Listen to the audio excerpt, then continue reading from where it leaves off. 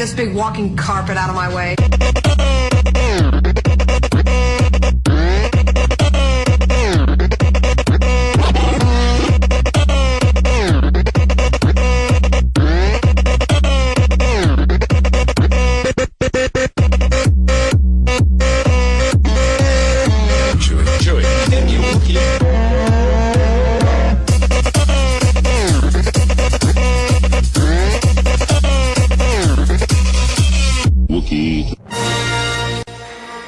Saudações Galáxia, aqui quem transmite a mensagem para vocês é o Bruno, presidente do Conselho Jedi de Vinópolis, e esse é o nosso áudio piloto que futuramente será o primeiro podcast aqui do site que vocês estão ouvindo, estão acessando.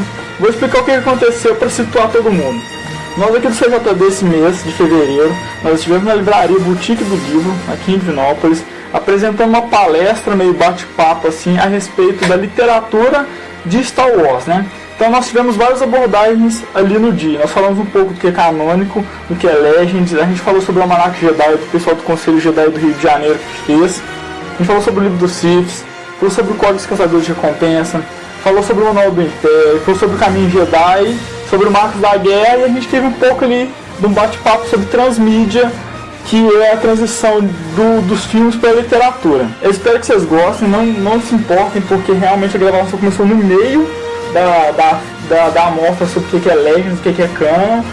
Então não acho que o áudio estragou não, é porque realmente começa meio que no meio mesmo, meio tocou assim na hora, tá? Eu acho que vocês vão gostar, espero que vocês gostem, e a gente se vê no próximo episódio. Valeu, abraço! Inclusive esse do Legends aí, das coisas antigas, está desenvolvendo muito hype da galera. Por exemplo, a relação da Rey com o Ben. Muita gente, antes do filme ser lançado, ficou pensando que os dois eram irmãos, ou tinham alguma relação. Até hoje, muita gente pensa que os dois têm uma relação familiar. Eu, particularmente, acho que eles são tipo primos. Acho que eles vão se pegar. Não pode, vai. Você pode irmã, pode. Eu acho que já é, pra mim a Rey é Skywalker também. Mas olha só. Até que tem uma coisa que eu lembro que o Malcolm falou uma vez a respeito disso, só vou saindo um pouco, mas que a gente comentou isso, que Star Wars na verdade conta as histórias dos Skywalkers. E eu falei que, por exemplo, que a Rey pode ser uma ninguém, ela pode ser nem Skywalker nem nada, ela é simplesmente a nova escolhida da Força, assim como o Anakin foi no episódio 1, ele simplesmente apareceu. Aí o Malcolm falou assim, mas o Star Wars conta a história dos Skywalkers. Porém, a gente tem que levar em consideração que o Ben, Kylo Ren, ele é Skywalker, ele é filho da Leia. Então, tecnicamente, a Leia, Amidala, Skywalker, Organa, Solo. Eita. Então, se você for tipo Dom Pedro o nome dela, né? Realeza, tem que ser realeza. Então, o Kylo Ren, que é o Ben, na verdade, ele é Ben Skywalker Solo. Então, não, mas, ele ainda é Skywalker. Mas aí que tá, né? O ponto também, acho que o J.J. Abrams, ele pensa nessas paradas. No fato de não falar o sobrenome dos dois, tanto da Rey e do Ben. Não fala. O Ben nunca é citado como Ben Solo ou Ben Skywalker. E só Ben. Por exemplo, isso aí foi uma teoria que eu vi. Uma teoria que eu vi, eu achei massa, que eu sou muito fã do Obi-Wan. Que é o seguinte, na trilogia, na última trilogia, qual que é o único personagem que tem sotaque britânico? Obi-Wan. Qual que é o único personagem que tem sotaque britânico nessa nova trilogia? É a Rey, por enquanto. Não, mas todos... Não, o Tom Boyega também é. O John Boyega também é. O Donald também é britânico. Mas aí não tem um sotaque tão puxado. Praticamente britânico. Quase todo mundo do Despertar da Força é britânico. Não, mas tem a ver com a força. A força é britânica. A força está com a rainha. A rainha é da A rainha é o primeiro A rainha é o imperador. Não, Não, foi contado. Mas o negócio que eu acho que tipo, não pode ser consciência, não pode ser coincidência. Coincidência é melhor. Mas por exemplo, Star Wars é uma ópera especial que conta a história dos Skywalkers. E repara pra você ver, todo Skywalker começa sendo um ninguém. Rey começou sendo ninguém. Então, Anakin. Todos Star Wars podia não ser só a história dos Skywalkers, mas contando a história do escolhido. todos os filmes sempre estão contando a história do escolhido. Não, eu não acho. Eu acho que o escolhido da Força foi uma escolha bem ruim que eles colocaram nessa nova trilogia. Não lembro, não sei se foi no grupo do WhatsApp. Foi uma escolha. Oi? Não lembro se foi no grupo do WhatsApp ou se foi num grupo algum grupo do Facebook que eu li isso. Aí tinha uma questão gigante falando sobre a escolha da Força, que é uma história. Eu acho que a Rey é filha do Luke. Também. Mas não, eu não duvido antes não. Do filme eu tava esperando que eles fossem o Ben e a Rey fossem irmãos. Eu acho que ele é parente do Obi-Wan de alguma coisa. Assim, ligação com o Obi-Wan. Tá vendo? Tô sozinho no Obi-Wan. Pode ser um Kenobi também. Porque tem aquele esquema que ele teve uma relação com uma... E se ela for um Dick, parente distante do Qui-Gon? Mentes explodindo. Deixa eu juntar um pedaço aqui. Miguel, fala do Almanac. Não, beleza. Pessoal do Rio. Não? Não, beleza. Não, vou falar não. Eu voltei, não vou falar. É o seguinte, a primeira coisa que eu olhei quando o DJ me entregou o Almanac foi a capa. A capa. Porque, bom, na verdade eu peguei ele assim, mas eu olhei a capa. Porque é o seguinte, eu achei essa capa muito linda. Essa cena aqui, eu acredito que seja a cena da elevação do Padawan para Cavaleiro Jedi. Parece, não parece? Próxima reunião do Alto Conselho. Pois é. E eu achei muito bacana. A diagramação e formatação ficou bacana, tipo assim, a letra é grande, a fonte é grande, é fácil de ler, tá fácil de entender. E assim, quem fez foi o Conselho Jedi do Rio de Janeiro, que foi o primeiro conselho no Brasil, tá completando acho que 18 anos, ou alguma coisa assim. Eles fizeram comemorando isso. Foi escrito pelo presidente, pelo vice-presidente. E logo no começo ele já te lança o seguinte: a gente existe.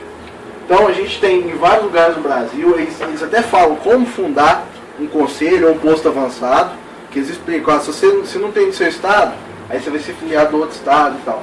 Eles jogam vários fã-clubes que existem, tipo aquela lá que é só de Trooper, 501, que tem aqui no Brasil também, filial, tem várias, tem umas que, tipo assim, tem uma que é só para construir R2, que o pessoal junta só para construir o robôzinho. E eles foram... É a mais importante do Brasil, que é de Divinópolis, claro. Óbvio. Pet. E o Almanac, eles distribuíram por todo o Almanac várias curiosidades. Então eles falam de curiosidades do filme, da mitologia.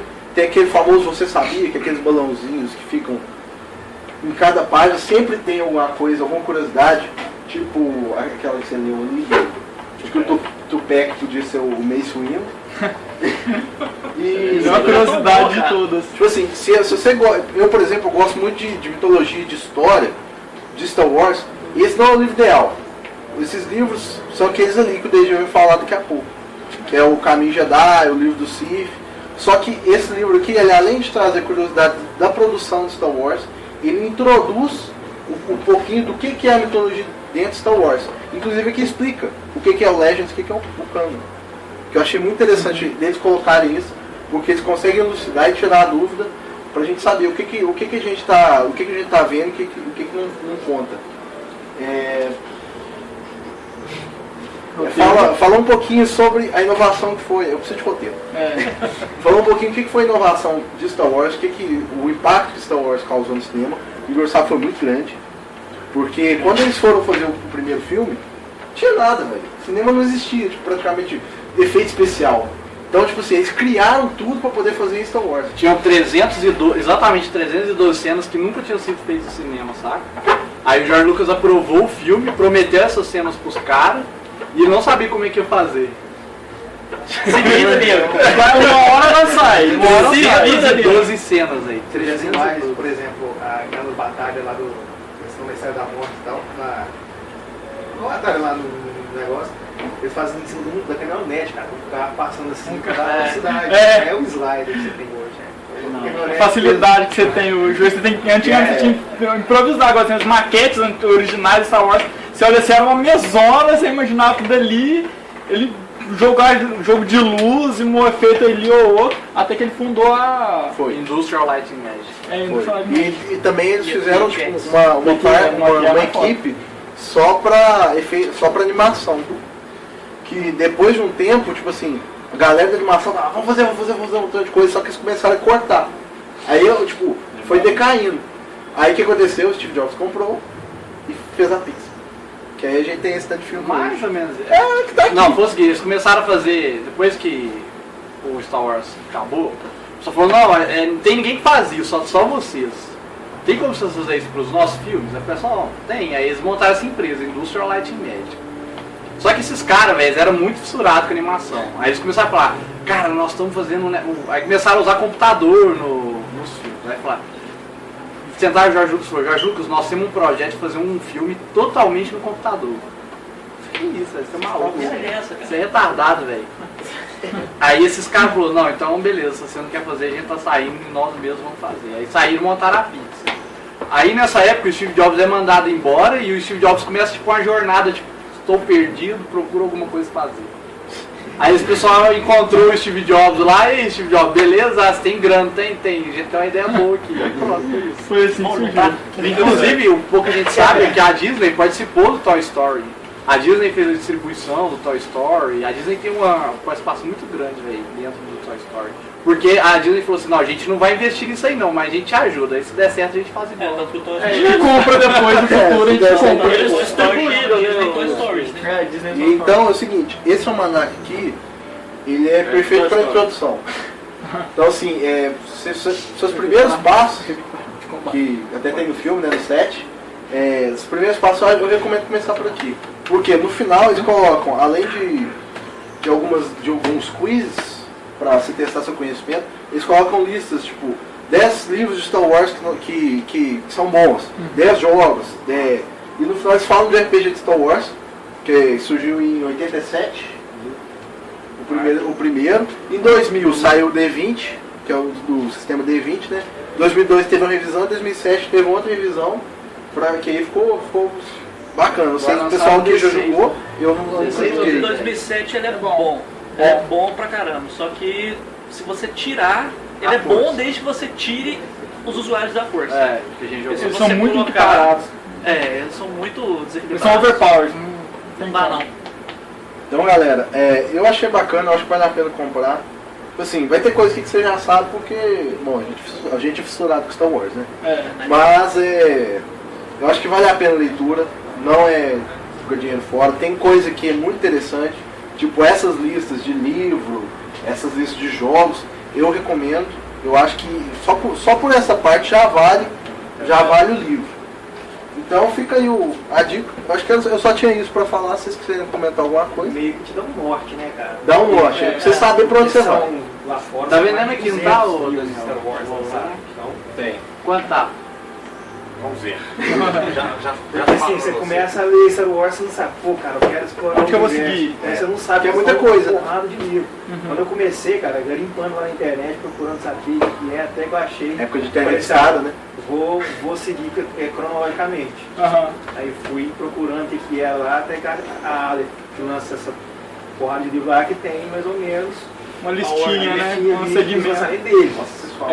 Tem que ver os outros lançamentos também, né? Tem os outros lançamentos, que tem esse aqui, da trilogia, por exemplo. Esse é muito bom. Esse que é o Dark Side. Da Dark Side, tem uma trilogia, então esse Dark Side você fica meio perdido pra começar. E acho que o Almanac dá um... o Almanac é o pontapé, né? Se você não sabe nada de Star Wars, mas tem um super interesse, o Almanac é o caminho inicial. É o que eu falei, tipo assim, é pra você saber onde você vai, pra você saber o que é Legends, o que é Canon, pra aí você lastrar. E saber o que você quer ler, né? Porque se você for pegar tudo pra ler, já tá enrolado. Se for pegar tudo, você muito material. Inclusive, tem uma... R$39,90. Eu vou... Já terminou já? Já. Vou falar então aqui dos 4 livros voltados exclusivamente para Star Wars, que foram tirados da essência do conteúdo do próprio filme, e do Marcos da Guerra, que conta entre episódios 6 e 7. Quando eu terminei de ler ele, eu já queria a segunda edição, porque ele é uma trilogia aftermath. Eles são três partes. Essa que foi só a primeira, e aborda muito o Capitão Antilles, que eu acho muito foda, eu gosto muito dele, quem não lembra dele... O Ed Antilles, aborda muito ele. Foi ele que destruiu a segunda estrela da morte. Todo mundo acha que o Luke destruiu as duas. Ele destruiu a primeira, mas não foi o Ed. Eu vou falar a respeito dos 4 livros, de uma ordem que eu acho assim, de menos bom pro melhor, que eu classifiquei mais ou menos assim.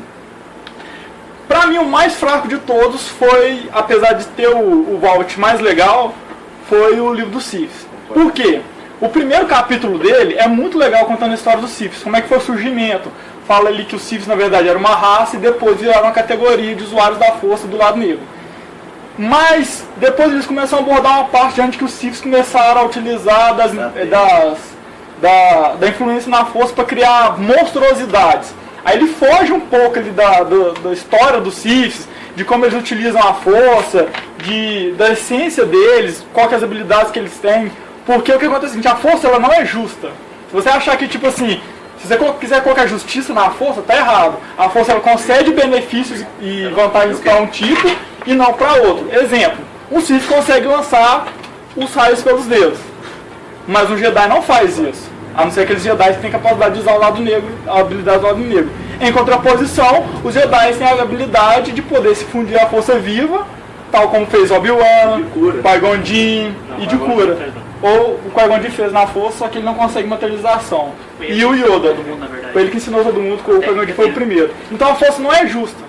Na verdade, então, o Clone Wars ele materializa. Materializa o Clone Wars? Materializa quando o Anakin... Porque no Rebels ele só parece de voz. Porque no Anakin, quando o Anakin, o Obi-Wan e a Ahsoka eles vão pro planeta que é a personificação da força viva. A força viva, ele aparece lá. Porque a gente tem a força ela tem a recordação de que quando o Obi-Wan e o Yoda às vezes morrem, né?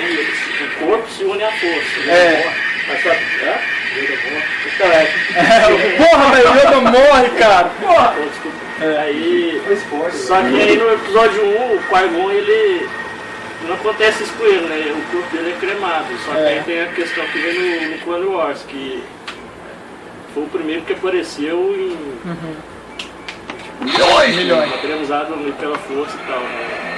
Porque todo mundo é muito só toma cuidado quando for tirar ele. O Yoda fala que foi o Qui-Gon que ensinou ele. Foi? Foi o Qui-Gon que ensinou o Yoda a se materializar na força. Inclusive, esse negócio dos Jedi usarem poderes do lado negro é por causa que tem Jedi que consegue ser o Jedi cinza. Inclusive o Qui-Gon era um Jedi cinza, tanto é que ele nunca foi pro conselho porque o pessoal não confiava nele. Ele era muito tendência. Ele, tipo assim, ele fica na linha. Ele tá do lado luminoso da força, mas ele tá muito perto do lado negro. O problema do Jedi até no episódio 1 mesmo, dá pra você reparar o lado emocional dele, aquela coisa dele querer ajudar o Anakin. Sim. Ele se deixa levar pelo sentimento dele, ele não controla assim, não, deixa esse molequinho, porque foda-se, não vai treinar, ele fica lá na dentro, lazer, né? Tipo, o cara não dá ele é influenciado pelos sentimentos, ao invés de controlar ele escolhe um lado, né? Ele não fica em cima do muro igual todo Jedi. E você vê assim que é por isso que alguns Jedi, alguns usuários da força do lado luminoso da força, eles conseguem usar alguns poderes são do lado negro. Isso. Por causa que eles têm essa proximidade, mas eles não estão lá. É a mesma coisa de técnica de sabre. Assim. Mesma coisa de técnica de sabre. Tem técnica que o Jedi mesmo, puro, não usa não, porque é coisa do lado negro, entendeu? Um problema do livro do Sith é que não tem as técnicas de combate, poderia ter. Não tem as técnicas de combate. Tem no Jedi, né? Não, no Jedi tem só do Jedi, mas as técnicas de combate do Sith não tem. Então você fica meio obscuro. Dando continuidade, depois eu achei em terceiro lugar para mim dos 4, eu colocaria o Código Caçador de Recompensa. O código ele é muito bom de você ler para você entender o seguinte: apesar de ser caçadores de recompensa ser considerados criminosos, você percebe que eles têm uma linha tênue de raciocínio. Tipo a máfia. Eles são como você disse, eles são uma máfia. Então, na verdade, é quase que um clã versus um clã. Mas eles se respeitam dentro dos limites. Entendeu? Eu sou caçador de recompensa e o meu alvo é X, eu não vou matar A, B, C, D para chegar na X. Eu mato somente aquilo que eu fui pago. Eu não saio matando todo mundo para atingir o meu alvo. O meu alvo é único. E é um código que eles têm entre si. A não ser que a morte de certas pessoas seja necessária. Você precisa matar alguém que tem um guarda-costas. Geralmente você tem que matar o guarda-costas para chegar no alvo principal. Mas eles não matam pessoas inocentes à toa. Que até acontece no Marcos da Guerra, que uma caçador de recompensa é contratada para matar uma pessoa e ela vê que ele tem mais 4 em torno de mais 4 alvos potenciais. Mais 4 alvos potenciais, ela pensa assim, em vez de eu matar um, por que não matar os 4? Mas ela não mata gente por fora. Ela quer somente aqueles que valem alguma coisa. E ela tem chance de matar pessoas por fora e que não matam as pessoas por fora. Elas caçam exatamente os alvos dela. Então mostra essa disciplina que existe entre os caçadores de recompensa. Mostra como é que surgiu o clã dos caçadores de recompensa. Então você vai olhar que os caçadores são criminosos? São. Na verdade o Império não considerou eles criminosos enquanto eles poderiam ser úteis. Mas eles são criminosos. Mas eles ainda assim têm um sistema de honra entre eles e um sistema de honra ao trabalho que eles fazem. É errado? Pode ser considerado errado, mas ainda assim é um trabalho. Pelo menos para eles é um trabalho. É tipo... os vilões é muito questão de ponto de vista. Né? Porque às vezes existe um vilão, mas você para pra pensar, não, esse cara não tá errado. Não, mas a Aliança Rebelde também considera eles como criminosos. Né? Como criminosos. O pessoal que se fala no herdeiro do Império, eles usam os caçadores de recompensa para transportar alguma coisa, um planeta para o outro, na surgindo disso, sem o Império ficar sabendo. Então, e até porque eles precisam, enquanto eles são úteis, eles não são criminosos, mas depois que eles não são mais úteis, agora eles são criminosos. Isso. Então depende do próprio caçador. Por exemplo, o Boba Fett foi considerado o melhor caçador de recompensa de todos. Ele fazia aquilo que você pagava ele, seja para o Império, seja para a Aliança Rebelde, seja para quem fosse. Ele não trabalhava para um lado, ele trabalhava para quem pagasse. Já outros caçadores não, os caçadores trabalharam exclusivamente para o Império. Então esses já são assim, já escolheram lá. Você é fichado. Você é fichado, está na nossa folha de pagamento. Já falando do Império, você quer dar um... esquema do... Na verdade é uma pergunta que eu não li ele não. O esquema dos Mandalorianos é pegado como se fosse a origem da Ordem? Não. Não. É porque os Mandalorianos são... a raça foi bem antes. Né? Daí não foi, se eu não me engano, foi... Eu esqueci o nome do pai, acho que realmente foi o pai, daquele largato. Eu esqueci o nome do largato. Que ele tem, não é largato, ele é um ser reptiliano. Mas Trandoshano? Acho que foi o pai do Trandoshano, se eu não me engano. Porque foi o seguinte, na verdade o Caçador de Recompensa foi um dos primeiros que eu li. Então, depois que você lê todos os outros por cima, você começa a meio que falhar um pouco na memória dos nomes dos personagens. Isso que eu já conversei com outras pessoas, que é um problema do Star Wars. Às vezes os nomes são muito complicados.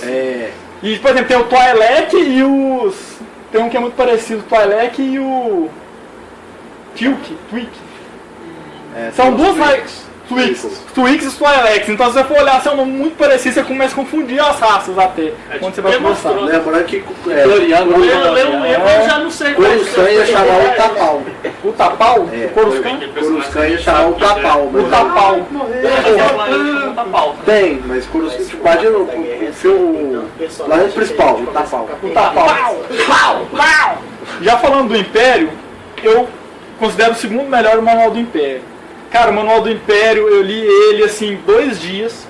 Foi uma coisa fantástica. É foda, o termo é foda. Seguinte, se você pegar e não for, assim, eu tenho o meu lado. Eu sou a Aliança Rebelde, eu tenho o meu lado. Se você for uma pessoa normal, eu não tenho lado não. Se você ler o Manual do Império, você acha que o Palpatine tá certo, cara. Tipo assim, ele tá certo. Ele realmente tá certo. É tipo aquele livro do Hitler, né? Ele faz uma inserção na cabeça da pessoa que mostra realmente que a galáxia é uma bagunça. E se não fosse ele arrumar a galáxia, sei lá, a galáxia poderia acabar, digamos assim, e entrar na guerra civil de todo mundo. Esse Galo também, seu primeiro cita com botar ordem na galáxia. A botar ordem na galáxia. Isso é um... Muita gente, muitos outros Siths não conseguiram, nem o próprio mestre dele não conseguiu, o Plagueis. Mas é nesse que tem o discurso dele? Tem. E tem, isso que eu ia falar, tem várias partes do discurso, não tem o discurso dele assim, escrito o que ele falou, mas durante os capítulos tem partes do discurso que ele falou. Então você vê que realmente é uma coisa motivacional assim. Você vê que eles pegaram muito ali do que aconteceu ali no nazismo mesmo e reverteram aqueles discursos, tal como aparece no Paulo Despertar da Força, que o Hux parece que faz... O Hux faz uma cópia do que o Palpatine fez, se você for parar para olhar. Eu gostei deles mostrarem que a divisão da Marinha, que na verdade a Marinha do Exército, a Marinha do Império, ao contrário da nossa Marinha que é a Marítima, a Marinha são os caças. Então, se você for parar para você marinheiros, por quê? Porque eles consideram o espaço como se fosse o mar para nós. Então a Marinha, na verdade, é o aéreo deles. e mostra os diferentes tipos de patente, comandante, almirante, como é que você chega nessa patente, quem que são os troopers, aí aborda uma parte dos troopers que é legal, que eles falam de um tipo de trooper específico, que existiu um momento específico que ele não aparece nos filmes, que são os troopers da morte. E mostra que existem os troopers, tipo, os troopers saltadores, que eles fazem uma determinada função. Você vê que existe uma gama de troopers, assim, gigantesca, que podia ser aproveitada, e aí acaba que vira os troopers que não sabem atirar e os troopers flamejantes. Então você pega, tipo assim, os flame troopers. Então tem três, tem o trooper Charmander e o trooper ruim de mira, entendeu? Mas na verdade tem vários troopers que eles não foram aproveitados. O Charmander e o Metapod. O trooper Charmander e o trooper Metapod.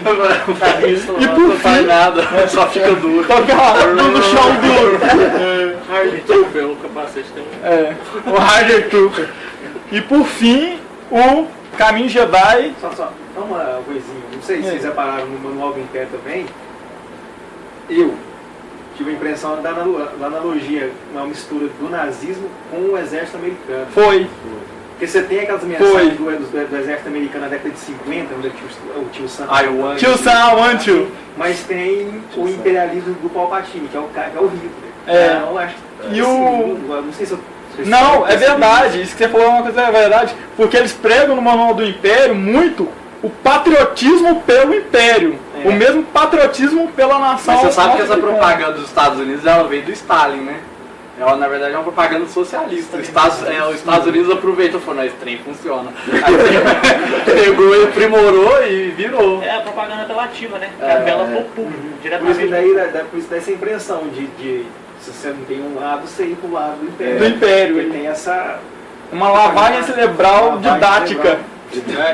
Porra, esses caras estão sabendo o que eles estão falando, esses caras... Não, velho, você não é homem, você não gosta do Rebelde, você não tem lá, velho. Você começa a achar que estão tudo errado, tá ligado? Que são tipo assim... Mas vocês estão errados, cara. O cara fez tudo certinho, deixa o trem tudo bonitinho, vocês vão lá e fode o trem. O Império tá ali, tá pra seguir a lei, pra ser tudo em ordem. Igual a gente vê hoje, a polícia tá aí pra botar a ordem, mas tem os caras que quer baixar o preço, vão quebrar tudo. Vão quebrar tudo e o Império não. Vamos seguir aqui. E o problema do Império foi que ele não aceitava ser contestado também. Pelas perdidas eu já tive a impressão então que é o questionamento, né? Que tenta forçar a pessoa o questionamento. E pelas perdidas ele passa dentro do Império. Sim. E com meio a história do filme também, né? Com Comum, né? a sessão do filme. Ele já leva mais a um questionamento do Império do que esse. Eu não cheguei a ler esse, eu tenho ele também, mas não cheguei a ler. É bacana. O Estrelas eu não vi não, mas eu tô querendo pegar ele. Esse é um que eu tô... Porque agora eu comprei o Novo Amanhecer. E eu tô querendo terminar de ler ele primeiro. Mas assim, continuando rapidinho, o Jedi Pad, que é o Caminho Jedi, pra mim é o melhor, cara. É o melhor assim, não porque quem é fã de Star Wars acaba indo pro lado dos Jedi, mas é porque é foda pra caralho. Mas é porque é o seguinte, eu falei com todas as pessoas que já leram, quem teve a oportunidade de ler, eu não sei se concorda comigo, mas pelo menos até hoje, quem que eu já conversei, concordou. Tirando a parte fictícia de controle da força, treinamento com aquela bolinha que atira, se você pegar os ensinamentos dos 3 pilares que passa, o ensinamento de meditação, o ensinamento de combate convertido pro Kendo, utilização do Kendo, você consegue viver uma doutrina Jedi. Você consegue viver o estilo de vida Jedi. Você vai sair, às vezes você pode até sair na rua com a própria roupa do Jedi. Existem pessoas que fazem isso. Existe realmente a religião Jedi em alguns lugares. Então você consegue seguir o caminho Jedi tal como você consegue seguir o budismo, que eles têm uma doutrina. É o código samurai, né? Tipo um código samurai, exatamente. Porque tem técnica de combate, técnica de meditação, técnica de autodisciplina, de autoconhecimento. Então pra mim ele foi completo exatamente por causa disso. Eu acho que se você até não tem uma religião básica, não tenho religião nenhuma, segue o caminho Jedi. Porque assim, a autodisciplina que prega o caminho Jedi, não que prega, mas que te ensina a ter, chega a ser humilhante, cara, porque eu não sou muito calmo, vou ser bem sincero. Se eu tivesse a calma, a autodisciplina, o autocontrole, as meditações que o caminho Jedi ensina, cara, eu teria uma vida plena, assim, a saúde muito melhor do que tem hoje. Por isso que eu falei que ela compara muito com o budismo, dele trazer mais o lado espiritual da pessoa do que o lado religioso da pessoa. Então ele faz muito bem diretamente pro corpo, pra mentalidade, de ficar mais calmo, de saber o autocontrole e, ao mesmo tempo, aplica o exercício físico. São os 6 estilos de combate, que é bem bacana. Dos 6 estilos de combate, eu já tentei praticar eles assim na minha casa. Dá pra você fazer isso, você pode fazer isso com um cabo de vassoura. Tem tipo os exercícios. Os exercícios mesmo. E eu acho que pra mim, realmente, o mais complicado de todos, assim, é é impossível. Tipo assim, é realmente impossível. Quase. Eu achava, na verdade, eu vou falar assim, eu achava que era impossível. Era o do Yoda, que é o número 4. Que ele controla força com equilíbrio, ou seja, ele pula aquele salto. É sempre, o combate nunca é no chão, você sempre fica aéreo. Eu achava que era mentira até chegar na Comic Con e ver um cara brigando desse jeito lá. Eu falei assim, não, velho, você tá fazendo isso não, cara. Realmente, o cara tava com um bastão de espuma. E ele não tava de Jedi, ele tava fantasiado de personagem de videogame, que eu não lembro qual que é. E eles estavam fazendo uma apresentação de combate. E o cara só brigava pulando. Era uma mistura de Yoda com o cara do Troia. O do cara era É o Adapak, né não? Não lembro. Ele tava todo de preto? É. É o Adapak. É do livro do Espadachim de Carvão. Então é da Afonso Solano. O merchandising da Afonso Solano manda um abraço pra gente. Não, mas então é esse personagem. Eu não vou Afonso Solano. Falando vocês não viram não, mas eu deixei gravando aqui, ó. Agora vocês viram. Mas então o que acontece é o seguinte. Eu achei muito interessante até ver o cara fazendo isso. Ele lutava, o pé no chão dele era só sistemamente porque ele não conseguia voar porque não tem equilíbrio. Mas ele só combatia, todos os ataques dele foram aéreos. Tanto que o cara tava combatendo, porque chegou um momento que o cara jogou a espada, tipo assim, não, velho, deixa, quieto, não, beleza, deu aqui, ó, deu por hoje. Então, assim, é o mais difícil, mas também é um dos mais bacanas. E o estilo de combate 6, que é o de 2 sabres, que é o que a Ahsoka tem, que a Ahsoka utiliza, e o reverse sabre, que é o do Starkiller nos jogos do Force Unleashed. Que é o reverse sabre, que é o sabre do lado oposto. Que eu achei muito complicado. Porque pra ataque ele é muito bom. Sinceramente, pra ataque ele é muito bom. Mas pra defesa você fica com o seu corpo totalmente à mostra.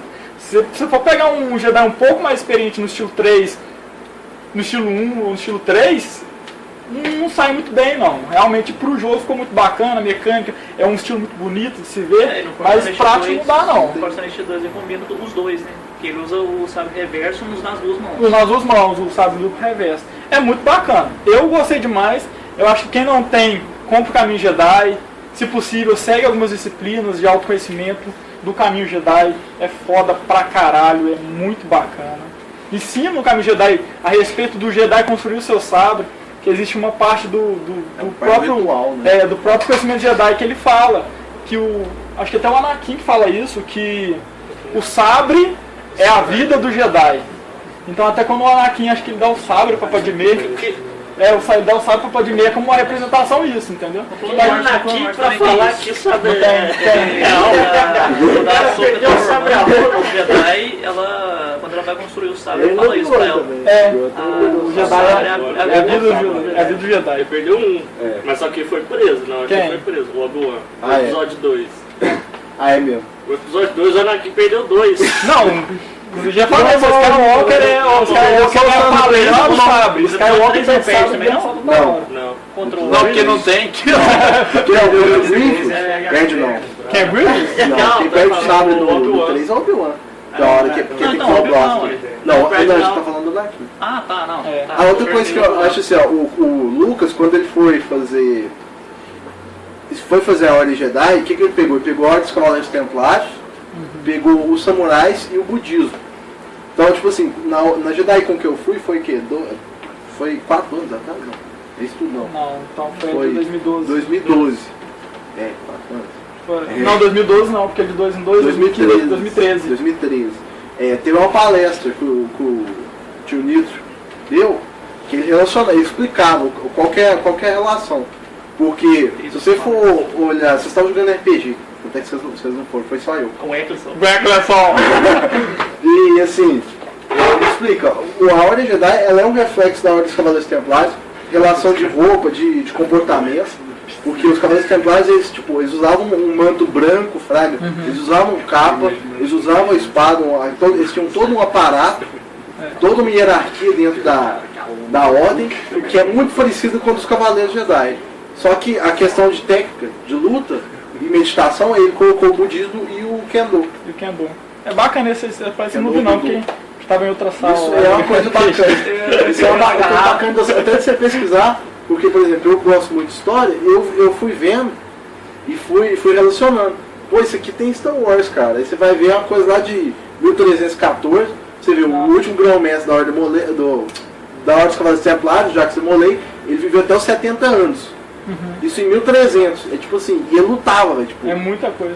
É muita coisa, é 70 anos. O cara, porque o cara o quê? O cara rezava doidado, tinha uma alimentação balanceada, tinha uma higiene fora do normal para os padrões da época. Entendeu? Ele tinha cuidado com o corpo. O cara tinha cuidado com o corpo. Ele teria vivido mais, né? Ele teria vivido mais, só que se ele tivesse. Se eu tivesse. Mais ou menos. É obrigado a ter sido empurrado. Não, pra você ver, morreu com 70 e poucos anos. Porque assassinaram eles, né? É um pouquinho mais. Não falar que ele tá até hoje, não. Um pouquinho mais. Vamos 80. Foi assassinado? Então ele não era tão foda assim. Ele é tão fodão que ele tinha tem que ver isso aí. Se o cara fosse zica, eu não tinha. Ele tava vivo até hoje. Até hoje, né? Enganado a morte. Estaria lá junto com o Tupac. Tupac, Hell, o Michael Jackson e a Amy House. Deus. Hã? E o Grande da Leste.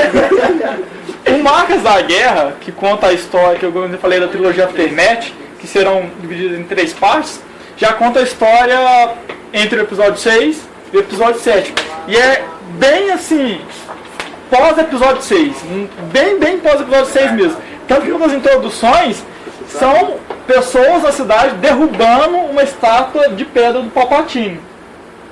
Tem uma passagem que eu queria ter notado que eu esqueci, que é quando o pai está com o filho na rua e eles derrubam a estátua e mesmo assim os troopers continuam combatendo.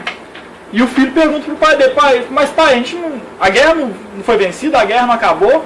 Aí o pai dele pega um pedaço de pedra, dá pra ele um, segura um outro e meio, não como eu não anotei, mas meio que ele faz tipo assim, a guerra tá começando, a batalha, a guerra começando agora. Por quê? Acabou-se o Império, acabou-se as cabeças-chave do Império acabaram, mas ainda há de se destruir. Porque ainda tem os almirantes, tem os comandantes. Aí que tá o problema, né? Aí que tá a zica. O cabeça caiu, os outros que estavam na disputa do poder, assim, vai fuder. Agora deu ruim, cada um por si. Vamos começar a quebrar o pau aqui pra quem vê que estão. Você pega, por exemplo, o real aqui, o Iraque. Era o Saddam lá e tudo, só o Saddam que mandava. O Saddam apresentou lá e virou bagunça até hoje. É o que acontece no Marcos da Guerra. A representação do Marcos da Guerra é exatamente isso. É os rebeldes em menor número tentando consertar a galáxia. O Império. O Império brigando entre si pra ver quem que é o novo cabeção. O pente de ouro. Pra saber quem que é o novo. Pessoas não acreditando que o Palpatine realmente morreu, mas é induvidável. E. Fica no ar, né? Se ele morreu ou não. Se ele morreu não, apesar dos holocrons rolarem, mas fica meio no ar. Que sempre tem a suspeita, né? Morreu. Será que foi Isso aqui é a aliança Pojô? Clones. Ele tinha cópias no. Eles falam que eles tinham cópias. Citam que eles tinham cópias. Inclusive no Force Unleashed, no jogo, tem esse negócio. O alto escalão imperial ter clones deles mesmos. Por exemplo, o Starkiller, ele no Force Unleashed 2, ele é um clone do primeiro, porque o do primeiro morreu.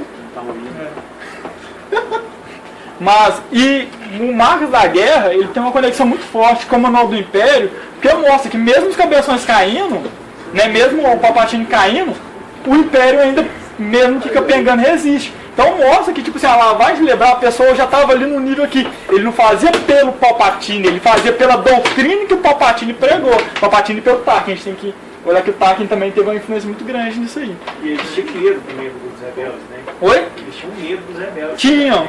Você vê que eles estavam Como chama que aparelho lá? Qual? Questão que eles fazem aquela reunião lá. Ah, no livro? No livro. Eu queria ter notado. Esqueci o nome. Excelente. É na hora de É uma excelente pergunta. porque fica. Você pega o planeta lá da orla exterior, o que nem o Império queria, vamos pra lá, vamos esconder lá. Mas é boa. Eu sei não que esse planeta, Tatooine, Coruscant, Caminho, na tenda aqui, a gente tá muito fraco, a gente não vai conseguir. Akiva. Não vai conseguir. Porque vocês não vão conseguir resistir mais um ataque rebelde. Apesar de todo o poderio militar que eles ainda têm. Tinha um Super Destroyer, 3 Destroyers estrelas. Eles acham que não vão conseguir superar a presença rebelde, que não tem praticamente nada. São os X-Wings lá e olha lá. E uma coisa que é legal do Marcos da Guerra, que eu gostei, foi porque é o seguinte, ele cita em um momento a Leia, cita, mas não fala nada de Luke, não fala nada da Leia, não fala... Tem uma passagem, tem a passagem do Han, mas mostra o Akbar de uma maneira assim...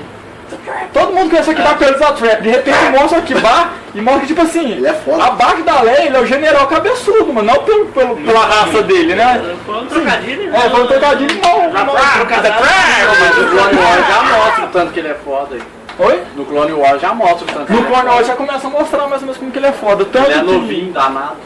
Tanto que no Marcos da Guerra, os próprios almirantes que aparecem, tem um puta medo dele, né? Tipo assim, o Akbar é o estrategista maior dos rebeldes.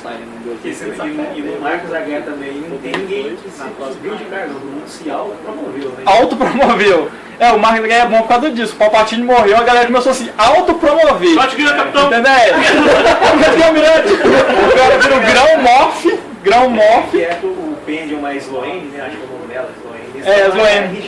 Ela fala, não, mas quem te promoveu a Grão Morph? Grão Morph, não sei o que e tal. E o cara... Eu me promovi a Grão Morph. Agora eu sou Grão Morph, eu posso me promover. Ela quer sentar, quer analisar o jogo. Ela ainda segue muito a linha do Império, assim. Ela segue o que ela foi ensinada a fazer. Acho bacana. É treinada a fazer. E agora como eu tô lendo o Novo Amanhecer, ela já aparece nos primeiros capítulos, mas ela não aparece ainda como almirante, ela ainda acho que ela é capitão ainda. Então ali vai começar a ler a história dela. E eu gostei dela, é uma personagem desconhecida, pelo menos pra mim, que eu gostei muito dela, não sei se você gostou dela também, mas eu achei ela muito foda, eu acho que tipo assim. Ela é muito sensata, cara. Sensata. Ela analisa o quadro, analisa a situação. Tá lá, tá em Akiva, vai começar uma guerra, beleza, mas e lá na frente, o que vai acontecer? A gente vai resistir lá na frente? Quer pegar ela tá enxergando o quadro geral. O contexto não quer chegar lá e botar a bomba, explodir tudo, vamos guerrear aqui mesmo, já não serve de tudo. Vamos dar o primeiro passo aqui, depois nós pensei que vai fazer. Ela não, tem uma multidão de protestantes que você faz. Faz borracha! E falando agora do Marcos da Guerra, cara, que eu esqueci, que era envolvendo a Sloane também, mas eu não me recordo agora. O Marcos da Guerra, eu assim. Quando eu fiquei sabendo que eu ia sair depois que seguir a história e seu câmbio, eu comprei na pré-venda, não sabia, cara. Nossa. Fiquei 3 meses esperando esse vídeo. No dia que chegou eu peguei, esse antes da estreia do filme, só que eu não consegui. Vender na semana passada. Mas eu gostei dele bastante por causa disso, ele trata da bagunça que ficou. Depois a lista da morte caiu lá, virou a zona, né? Virou a zona. Na verdade é isso mesmo, depois que a estrela da morte cai. Os Wookiees. Eles é tudo escravo no planeta aí de Minas. Aí um Wookiee se revolta. Spoiler do livro. Um Wookiee se revolta. Outro Wookiee, né? Porque o primeiro tá numa Millennium Falcon voando. Não, mas outra coisa, você já reparou tanto que o Chewbacca é velho? Porque no episódio 3 ele aparece. Tipo assim, e agora ele aparece no 7, ele aparece no 9, ele tá praticamente a mesma coisa. Mas o Wookiee não tem a mesma de idade que a gente. Eu não sei. Mas no RPG conta que o Wookiee vive muito. Vive muito. Mas 6 pro 7 é 30 anos. É quase 30 anos. Ele aparece no 3. O Yoda tinha 600 anos, né? São 20, eu acho que dá. Não, o Chewbacca é um Highlander. Porque o Rebels passa 16 quanto anos. tempo que ele levou até chegar ali, né? Ele não sabe antes, né? E aí pro ladinho. E ele não envelhece, né? Ele ficou pelo meio acidentado. Eles estão do universo. Não, ele Lavinha do universo Star Wars. Diferença. Tô lembrando do negócio da. É porque o Wookiee só morre quando ele quer. Não, o Wookiee é quase o Spartan do Halo. Nossa, O Wookiee chega assim, ele desaparece no combate. ele vai pra todo mundo que morre, vai pra força. Mas o Spartan não fala, o Spartan não morre. Ele é Missile Imagine. A textura da página, eu achei muito mal. A textura até que é igual, né? Mas a capa, cara, a textura, esse aqui é bem melhor que o nacional. É bem melhor que o nacional. Ô Funil, agora Só quer falar? Dá tempo? de falar um pouco de transmídia. 140. Dá? Dá tempo? Eu tô perguntando se dá. Mas tem mais Tá com coisa. 14 minutos pra você dar uma repassada.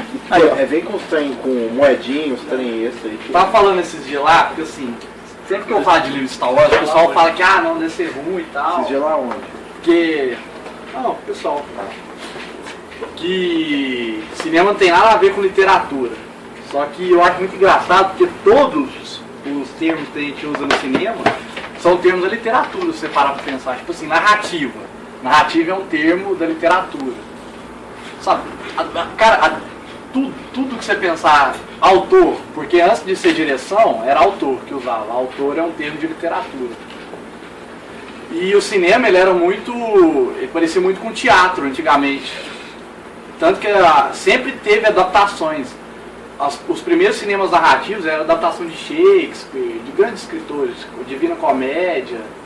E depois veio um cara chamado Griffith, que gostava muito dos livros do Dickens.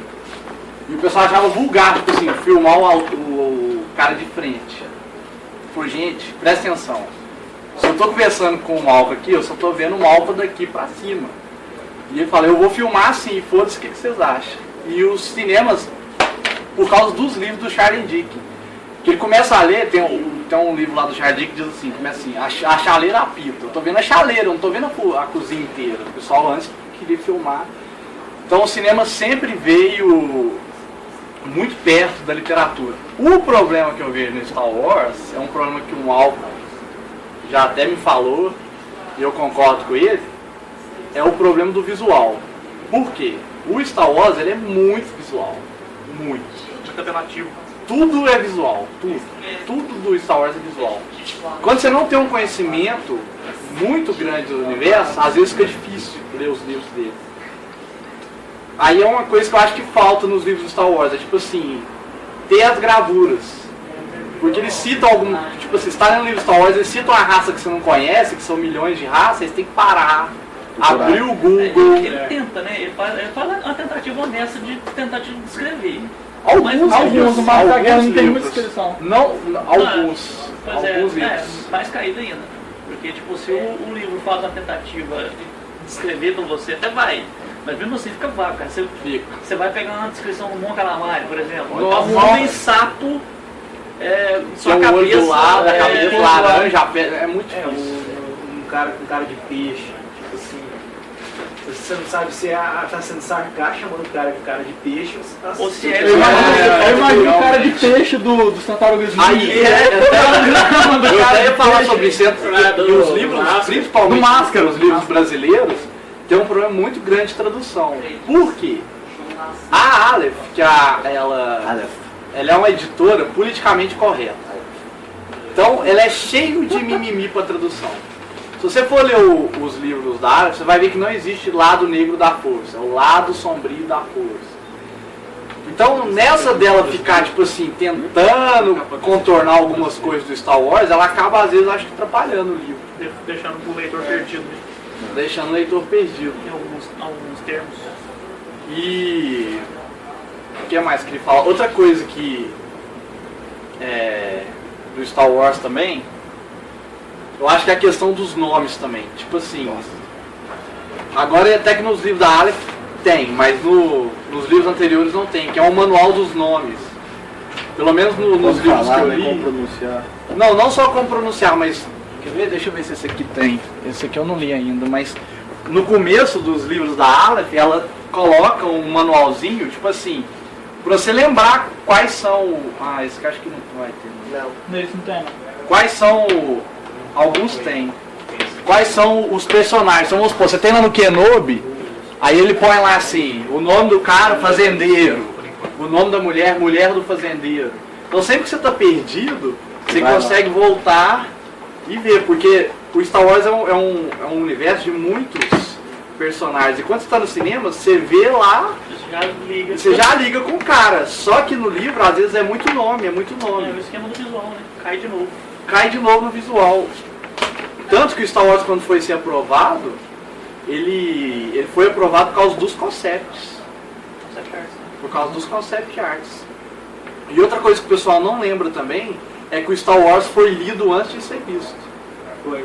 Porque um ano antes do filme lançar, o George Lucas começou a fazer os quadrinhos, que era o que alavancou na época, porque ele ficou muito com medo do filme não dar lucro. Porque na verdade ele começou tentando com o Flash Gordon, né? Fazendo uma adaptação do Flash Gordon.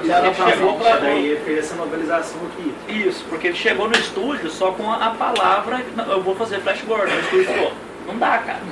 Não tem como. Não tem como. Aí ele voltou e pensou, não, eu vou fazer Star Wars, eu vou novelizar o bagulho todo, vou entregar pro estúdio e vai dar certo. E deu. E na verdade deu certo porque o estúdio não tava botando fé. Mas aí teve um brother dele lá, que botou ela dentro. Steven Spielberg falou assim, isso, cara, vem cá. Cheguei pro cara, você acabou de fazer um recorde de bilheteria só com um tubarão e 2 caboclos no barco. Você tem nome, é tipo beleza. Não dá nada. Você falou que é bom mesmo. Tubarão, barco e pouco pensamento. Cheguei. Eu tô levantando uma cena do George. O Spielberg foi mostrar o tubarão pro George Lucas, aí falou, põe a cabeça aí, George Lucas. Aí fechou a cabeça do tubarão travou, velho. O George Lucas ficou 4 horas lá. Cabeça presa no tubarão. O roteiro, você tá falando do visual, até as naves, os veículos deles tem tipo, veio a nave Mandaloriana. Como é que é uma nave? Mandaloriana. Ele é uma nave. Então, é o que eu acho que falta. Nos quadrinhos até que você consegue isso, mas na literatura do Star Wars acho que falta isso, sabe? Seria ilustrações, cara. Seria ilustrações mesmo. A editora essa palavra, né? Não, mas aí já não é editora, porque o livro original em inglês, eu peguei pra ver, também não tem ilustração. Não tem, eu acho que por exemplo, tem um livro, tem todo o conteúdo do livro, no final tem uma imagem. Não tem problema, não tem problema. Mas assim, acho que é mais por uma masturbação mental, né? Você acabar imaginando, como é uma nave. Outra coisa, você não ficar preso só no que você pode ver, sabe? Você ir além do que você pode imaginar. Porque aí vem todo o conceito do ser nerd, né? Porque o nerd ele vai buscar aquilo que interessa. Exato. Aí, por exemplo, você vê lá uma slave, a descrição da nave slave, você vê tipo assim, a nave pousa na horizontal e voa na vertical, você vê tipo assim. Não, mas como é que a cabine não é uma questão de como é que ele entra imaginação, sabe? É uma questão, tipo assim, é um universo que já existe. E querendo ou não, por mais que sempre que você vai passar de uma mídia para outra, o autor tá recriando aquele universo, seja uma versão dele. Inclusive, quando a gente lê um livro, a gente está criando, porque o livro que eu li é diferente do livro que você leu, porque a minha experiência é diferente da sua e tal. Por mais que eu tenha um Star Wars que eu vi, esse universo ele já existe. E você tem uma fanbase dele. E você já tem uma plataforma. Então você já está se apoiando naquela plataforma. Se você está se apoiando naquela plataforma, é legal. Se você está descrevendo uma raça que nunca foi citada, beleza. Mas se você está descrevendo uma raça que já existe, eu acho que é legal sim ter gravura, sabe? Porque eu acho que dá mais realismo assim, para esse universo fictício. Tanto que eu acho que uma das coisas mais sensacionais que eu achei nesse filme foi eles ter feito mesmo o BB-8 nos lançamentos, sabe? Tipo assim, você dá outro nível de imersão. Foi totalmente prático, né? E foi totalmente não só eu, igualzinho, quando eu descobri que o pão da Rey não é CG, ele existe de verdade, eu comecei a ver aquela cena de uma maneira tipo assim, caralho, peraí, aí eu comecei a procurar, querer imaginar o que mais não é CG, entendeu? Porque já deu pra perceber que limite pro JJ não existiu no filme. Ele falou, não, eu quero que isso seja feito de maneira real, eu quero que isso aconteça. Que, por exemplo, do BB-8, por exemplo, do Pão. Teve mais uma coisa também que eles falaram que foi construído. Aquela cena em Jaco, da feira, grande parte dela era prática. Era prática, a feira em Jaco, exatamente. Ela existiu realmente grande parte. Vamos para o igualzinho foi feito antes. Fomos para o deserto, gravamos lá como foi no episódio 6, na cena da morte, né, do Boba e tal. Foi gravado no deserto realmente. Ah, tá, com o Sarlacc. Com o Sarlacc, foi gravado no deserto. É a morte boba. Ó, não é morte boba. Não, a morte foi boba. Quem disse que morreu? Falar? Aí, ó, cara, ó, o Tupac morreu. É o Tupac. Boba Tupac é o... Boba Tupac é o da criminal, né? E o da Leste. Tá lá o bichinho. Olha lá o bichinho desnutrido lá dentro do busto. Mas se eu não me engano, nesse livro, ou no Estrelas Perdidas, eles vendem a armadura do Boba. Então, é nesse. Parte da armadura do Boba. Como é que a armadura saiu da barriga do Boba? Exatamente. Calma, gente. Vocês não viram? O bicho vai voltar punk. Vocês vão voltar. Jonas, Fraga, tá dentro da baleia. Tá dentro do Sarlacc, o Fraga, tipo... O Sarlacc, velho. Moby Dick. Ele ingestiva até pro Sarlacc. Falar bote de Boba aí amanhã às 5 horas no site do Conselho Jedi. O cara é tão chato, o cara bate muito na Vader. Cara, que você é chato pra caralho.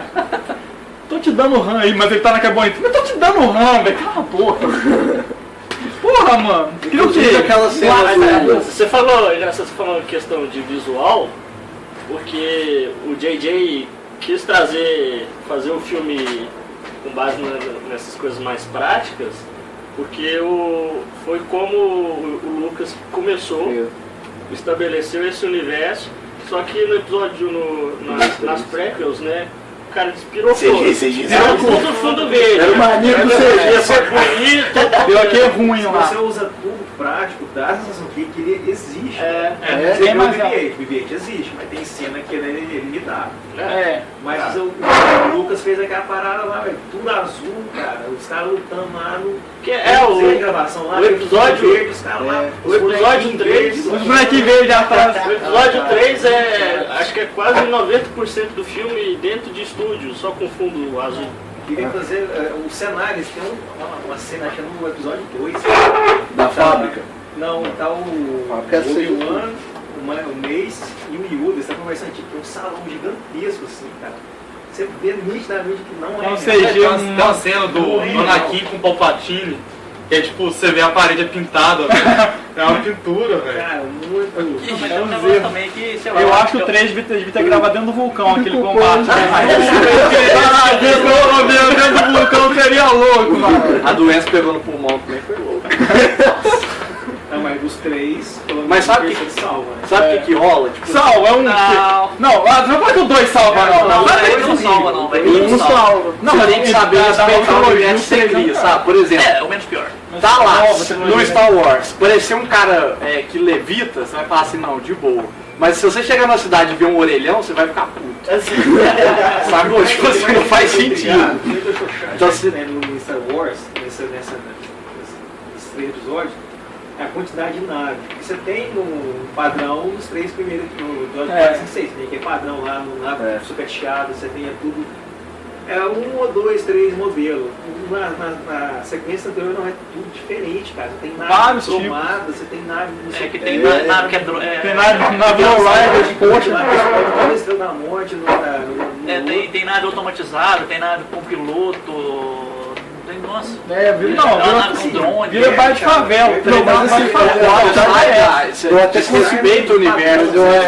Eu até consigo entender o que o George Lucas pensou nisso, que foi tipo assim, não, eu quero mostrar como que a galáxia era antes do Império.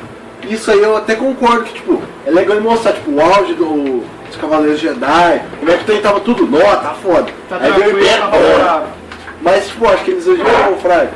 Tipo assim, uma coisa que você queria mostrar, as coisas eram muito mais bonitas antes do Império chegar. Porque você vê que, tipo, a questão de tempo e tal, mas o Senado funciona. Se você colocar cronologicamente, você tem esse espaço de 19 anos, não é? 19. Você vê que, tipo assim, se você for colocar nessa lógica, você vê que as coisas pioraram pra caralho. Tipo, virou tudo lixão, pararam de produzir. É uma coisa parecida com uma ditadura. Mas uma coisa que ele abordou a respeito de de ter várias naves e de se respeitar o universo, porque era básico, era uma coisa seguinte, Rebelde, X-Wing, I-Wing, Império, TIE Fighter.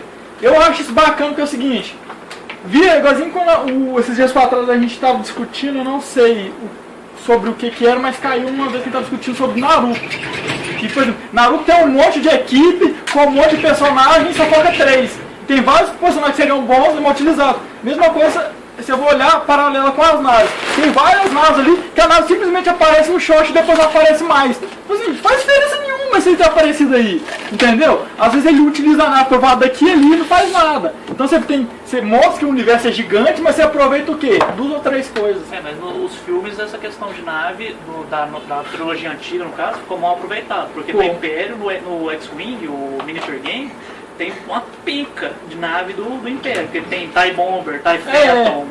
Aí no manual do Império também mostra os diferentes tipos de nave. Então acho assim, as naves foram boas pra história, pra contextualizar a história, mas pro modo prático de colocar nos filmes elas não serviram muito. Porque, por exemplo, a Y-Wing é uma bomber, é uma nave bombardeira. Ela manda uma bomba de frota e é isso aí. A TIE Fighter é uma fighter, ela é uma combatente, tipo, ela dá pra bater de frente com uma X-Wing, por exemplo. Mas, tipo, pra bater de frente com a Y-Wing é a TIE Bomber.